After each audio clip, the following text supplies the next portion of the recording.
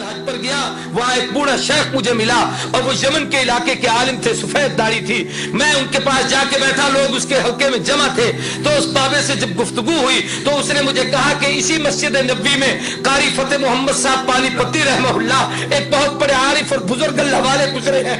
फरमाया मैंने उनसे कुरान पढ़ा था और उन्होंने बताया कि जो इस वक्त इमाम नमाज पढ़ाता है ये भी उनका शागिर्द है और वो कारी फतेह मोहम्मद पानीपत्ती देवबंद का शागिर्द है। मैं इस मौजू को लंबा नहीं छेड़ता। तिलावत आयात के साथ तालीम किताब के कुरान पाक की मानी मतालिब और मफहूम, मेरी मुख्तसर मालूमात के मुताबिक इस वक्त सिर्फ मकतबे देवबंद के उलमा ने जो कुरानी तफासिर अरबी उर्दू और मुख्तलिफ जबानों में लिखी है उनकी तादाद 250 से भी ज्यादा है। सिर्फ तफसीरें, और उनमें कई तफसीरें ऐसी हैं जो कई जिल्दों पर मुश्तमिल हैं, 20-20 30-30 जिल्दों की। बल्कि अल्लामा अफगानी के 10 साल के दुरूस हमारे बहावलपुर के एक अजीज ने, एक बुजुर्ग ने जमा किए जो उनका शागिर्द था।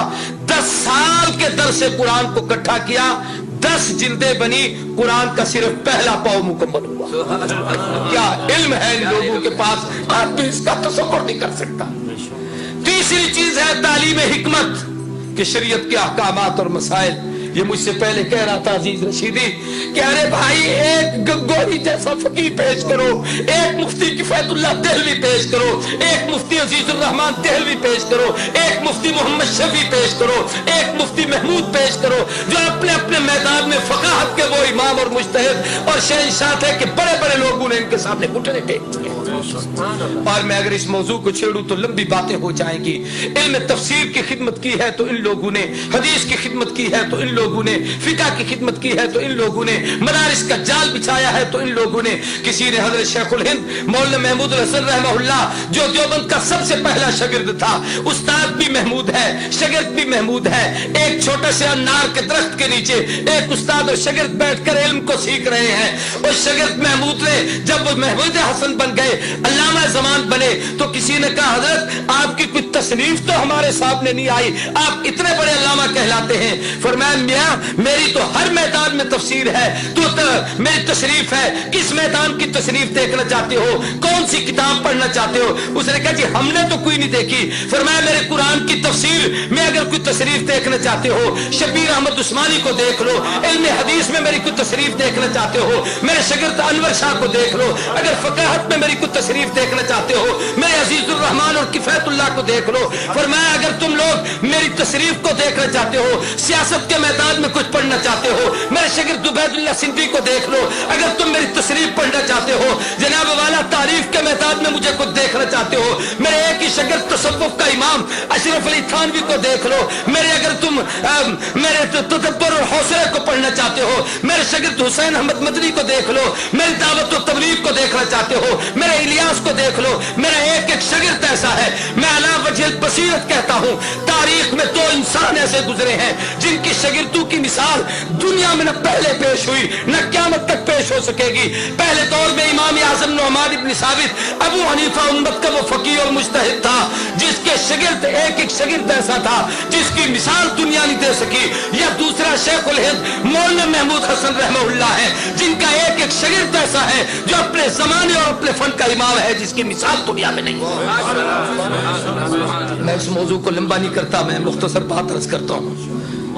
और तारीख में कहा, एक हदीस है बड़ी अजीब, मिशकात में उलमा बैठे हैं, हुजूर ने फरमाया कुर्ब क़यामत में यकून फी आखिर इस ज़माने उम्मतुन लहुम मिस्लु अजर अव्वलिहिम। आखिर दौर में एक जमात आएगी, वो पहलू के नक्शे कदम पर चलेगी, उन जैसे काम करेगी, अल्लाह इन पिछलों को उन जैसा अजर देंगे। आगे बड़ी लंबी तफसील है, मैं सिर्फ उसी का एक खाका अर्ज करना चाहता हूं। तारीख ने अपने आप को दोहराया कि अगर पहले दौर में इमाम आजम नुअमान इब्न साबित अबू हनीफा गुजरा, जिसकी फकाहत की दुनिया मिसाल न दे सकी, तो इस दौर में रशीद अहमद गंगोही गुजरा, उलमा देवबंद का वो अजीम फर्जंद जिसकी मिसाल दुनिया नहीं पेश कर सकती। अगर उस दौर में अहमद इब्न हंबल इस्तकामत का कोहे गिरा था, तो तारीख ने महमूद हसन को पैदा किया जिसकी मिसाल दुनिया नहीं दे सकती। پہلے دور میں ایک استاد اور شاگرد نے بیٹھ کر کٹھی تفسیر لکھی، مدارس میں پڑھائی جاتی ہے، جس کا نام جلالین ہے۔ تو اللہ نے ہمارے اکابر میں ایک استاد اور ایک شاگرد، علامہ شبیر احمد عثمانی شاگرد، شیخ الہند مولانا محمود حسن استاد اور شاگرد نے بیٹھ کر وہ تفسیر لکھی جس کی مثال دنیا نے پیش کر سکتی۔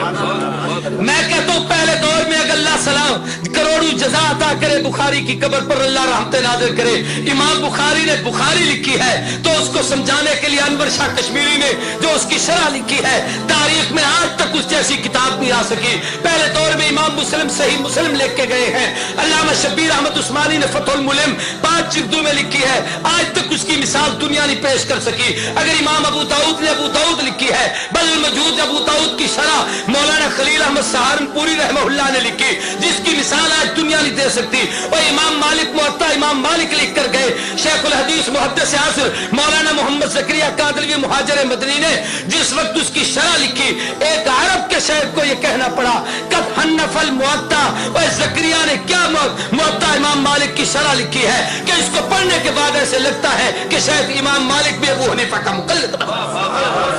ہمارا ایک ایک عالم بے مثال، ایک ایک عالم باکمال، ایک ایک عالم لازمال۔ میں یہ کہہ دوں تو بے جانی خدا کی قسم، اگر وہاں بخاری کی قبر سے خوشبو آئی ہے تو یہاں 6 مہینے تک لاہور کی قبر، امام الاولیاء مولانا احمد علی لاہوری کی قبر سے، اور اب تو ہزاروں ایسے ہیں جن کی قبروں سے جنت کی خوشبو دنیا میں مہکی ہے۔